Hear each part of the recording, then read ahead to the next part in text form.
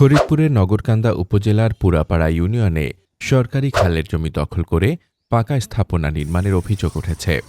নগরকান্দা পুরাপাড়া সড়কের গোয়ালদি ব্রিজের ঠিক নিচেই চলছে নির্মাণ কাজ। এতে করে পানি চলাচলের পথ বন্ধ হয়ে দীর্ঘমেয়াদী জলাবদ্ধতার আশঙ্কায় দিন কাটাচ্ছেন কয়েক গ্রামের সাধারণ কৃষক। স্থানীয়দের দাবি, এ খালটি দিয়েই পুরাপাড়া, গোয়ালদি, বাঘাটসহ অন্তত ৬টি গ্রামের ফসলি মাঠের পানি নদীতে নামে। বর্ষা মৌসুমে পানি প্রবেশের প্রধান পথও এটি।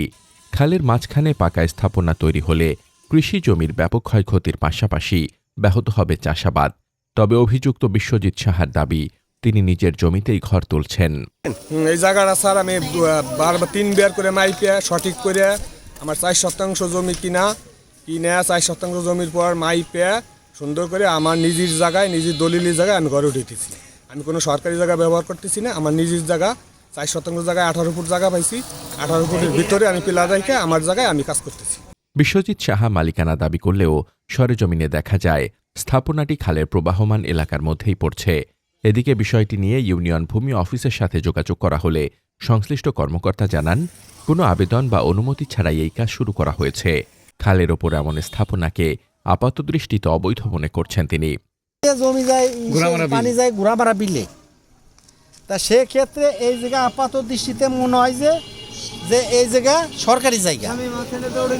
এখন কাগজপত্র বিশ্লেষণ করলে, নকশা বিশ্লেষণ করলে বোঝা যাবে যে পাবলিকের কত নাম্বার দাগ, সরকারের কত নাম্বার দাগ।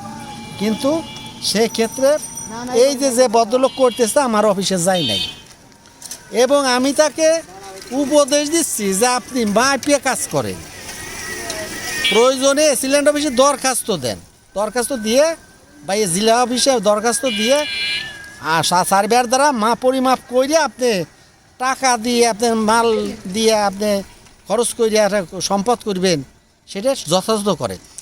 সরকারি সম্পদ রক্ষা এবং কৃষকদের জীবিকা বাঁচাতে দ্রুত প্রশাসনের হস্তক্ষেপ কামনা করছেন এলাকাবাসী।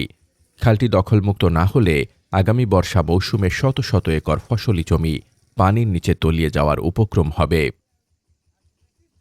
মোহাম্মদ শামীম রেজা, দৈনিক খোলা চোখ।